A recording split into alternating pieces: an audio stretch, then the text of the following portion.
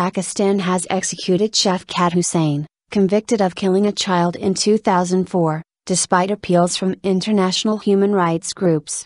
His lawyers say he was 14 when found guilty and his confession was extracted by torture, but officials say there is no proof he was a minor when convicted. He met his family one last time before midnight, then was hanged shortly before dawn at a jail in Karachi. Legal challenges saw his execution postponed 4 times this year.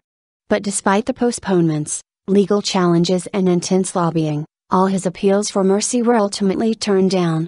The Pakistani government scrapped a moratorium on capital punishment in the aftermath of an attack on a school in Peshawar in December last year, in which more than 150 school pupils and teachers were killed by the Taliban.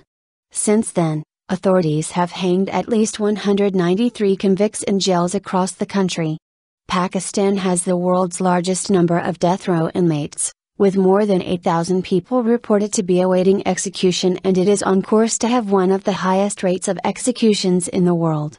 Reprieve has argued that Pakistan's legal system failed Shafqat Hussain at every turn and that his case has not been properly investigated.